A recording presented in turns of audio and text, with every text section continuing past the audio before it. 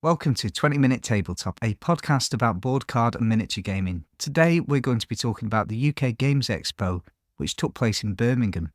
But before that, I want to address a question from a listener called Paul, who actually, funnily enough, lives in Birmingham area. And he wanted to know, during the episode that was released recently on social deduction games, whether I was in fact telling the truth about whether I was a werewolf or not. And I can tell you, Paul, that when I say trust me, I mean trust me. In that particular game, I was as innocent as they come. So hopefully that answers your question for you.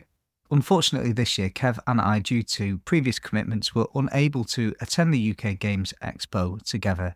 In fact, I've never been, as you'll soon discover. And Kev and I are determined that we're going to make it next year and hopefully be able to talk to a few of you if we meet you. I'm not sure if you'd know what we look like, but I do plan to wear a ridiculous 20-minute tabletop t-shirt to make it very clear who I am. Should any of you think, oh yeah, there's that person there, and it would be great to say hi. I doubt this will happen, but if it does, then please do. But yeah, we will be going next year, Kev and I, as it's definitely something that I want to attend. In this episode though, I managed to recruit a good friend of mine, one of my local gaming group, who has been going to the expo for some time, to work as a roving reporter at the expo and come back with a series of games that he's going to talk to us about. They were new to me, hopefully they'll be new to you, and you'll find some new things that you might want to check out, particularly because some of these games are currently live on Kickstarter. But anyway, I'll hand you over to my conversation with Neil about the UK Games Expo.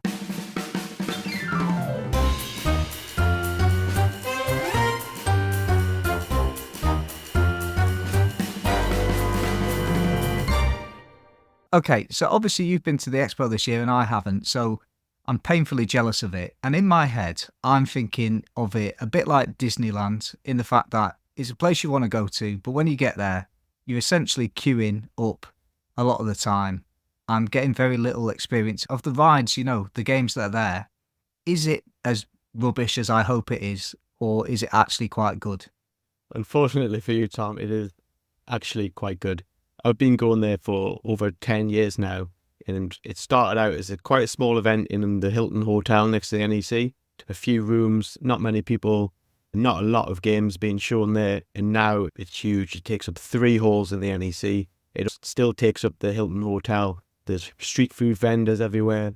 It's just a huge monumental beast now, and it just keeps on growing and getting better. And what's the community like there? What's the vibe with the people? Everyone is super friendly. There's all age groups there, from children all the way up to quite old people who'd never played games before but just thought it sounded good, to people who are hardcore gamers and went with 3 bags full of games so they could just sit there and play the games all weekend. Yeah, does it cross over into things like cosplay as well, or is it pure gaming? Yeah, it covers all aspects. If you're in this niche, in this kind of geeky hobby of tabletop gaming or any kind of thing like that, you will find something you like there. There's miniature gaming, there's role-playing, there's anime, there's cosplay, like you say, there's 8-foot-tall space marines walking around, there's people dressed up as Catan sheep, so there's something for everybody there. Oh, that's brilliant. And presumably as well, they have live speakers? They do. They have a main stage. It was hosted by On Tabletop this year. I think it was last year as well. So they have speakers, they have competitions, they have tournaments, so war game tournaments, Star Realms tournaments, Locana tournaments. And for you personally then, as you were walking about, what I'm interested in is what's caught your eye. I asked you to try to find 3 or 4 games that you could come back to talk to me about that I probably haven't heard of. So what's game number 1? Yeah, so the first one was one that I was actually quite interested about before the expo, and that's Seti, Search for Extraterrestrial Intelligence. Now, I didn't know much about it, but obviously I'm quite a space geek myself, so it piqued that interest. So as the name would suggest, it's about searching for extraterrestrial life. You are a member of Seti, and you're trying to launch probes, analyze signals, and you're trying to determine if there's life out there. And with that game, is it the first person who finds extraterrestrial life win? No, it's more of an engine building, kind of resource management type game where you're sending out those probes in order to generate data, which lets you upgrade your engine and generate more points that way, rather than a race to to find the extraterrestrial life. And so you've won when you hit a certain win condition? Is that how it works? I'm not too sure on the victory condition because we didn't unfortunately get to play the game. It was quite a big and popular game there. There was 2 demo tables that were constantly full and always had people waiting. Okay, well, talk me through the artwork. Is it realistic art or is it themed in a hyper-real kind of way? It's all painted and like drawn artwork. It's beautiful artwork. It's not photographs or anything like that, but it's all based around real world things such as the Large Hadron Collider. There's the Lovell Telescope, which is at Jodrell Bank. So there's a lot of real areas there that would be involved in this search for extraterrestrial life. Did you see enough there to think that I have to get that game? I think so. I think the key area for me that really kind of brought it in was the main board. And the main board, the centerpiece of it is this rotating solar system. So as you're sending out probes to different planets and moons, the solar system's rotating, so that it's getting harder to get to certain planets, it's getting easier to get to other ones. And that whole aspect just scratches one of my enjoyment that I get out of games is that changing mechanics as you're playing. Yeah, and I suppose I've not seen a rotating board since Zolkian, I think it was, about 2011.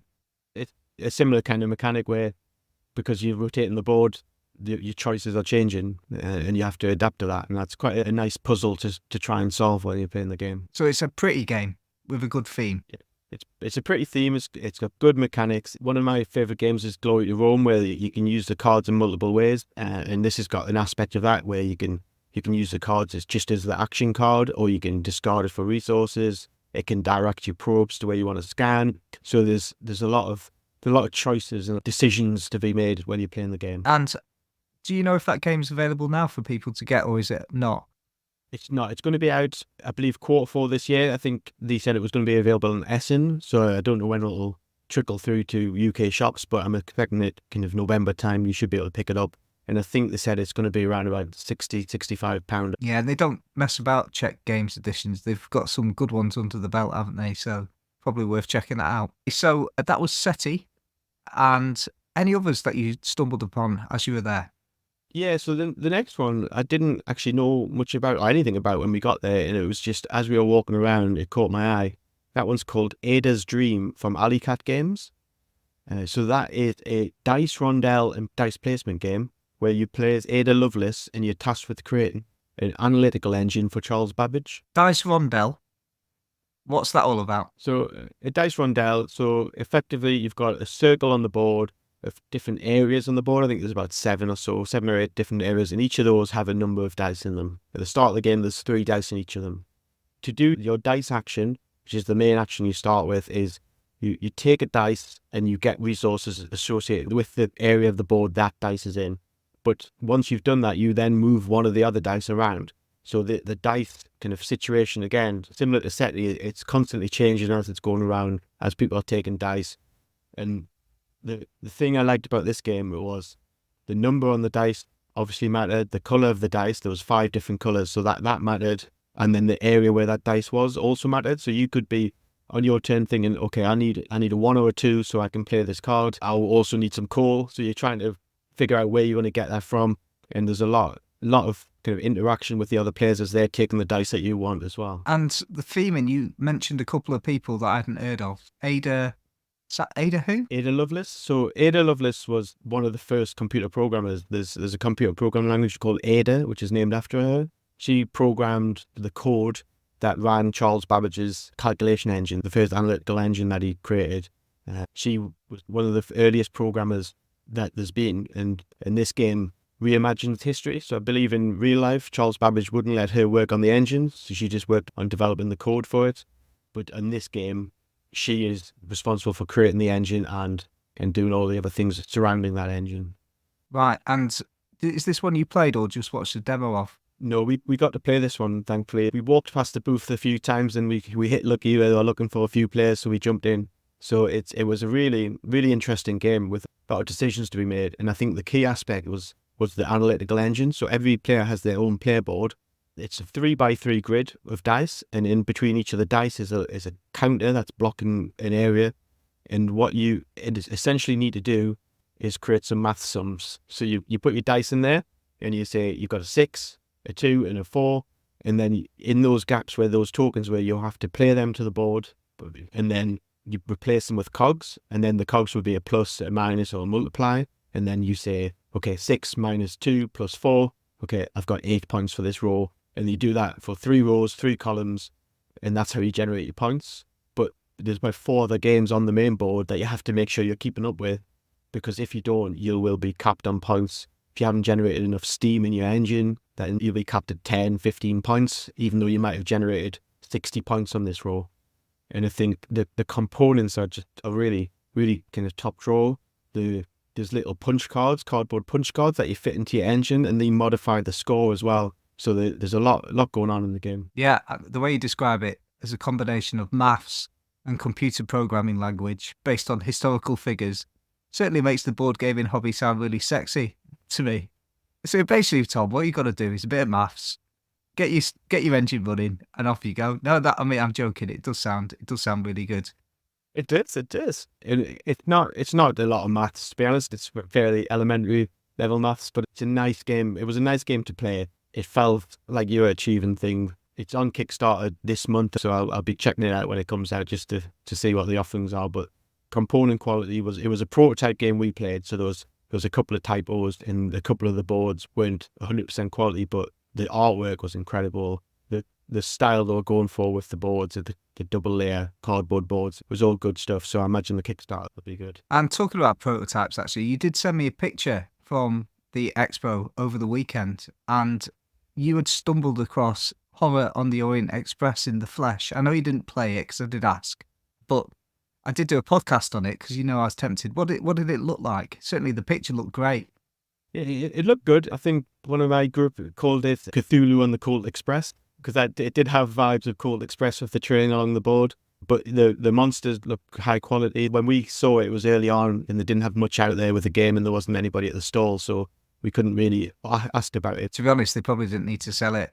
After the people heard the podcast, it probably done the job for them. Yeah, it's all sold out. Yeah, sold out. Just leave one copy on the table for people to look at. Any other games that you saw? Yeah, so the next one was the standout of the show for me was Terraria. That's the video game. Is there a video game adaptation as a board game? Yes, it is. It was by Paperford Games. It's a cooperative deck builder.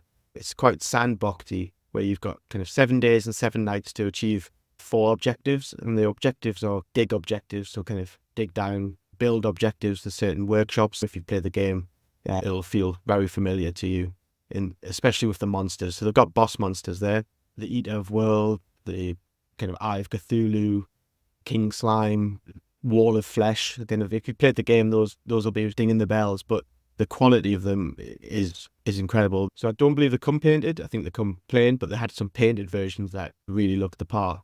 And those come apart. So in the game, when you fight the Eye of Cthulhu, halfway through he changes form. Well, in this game, you can take a bit out of the mini and it becomes the new form. It's got the teeth instead of the eyeball.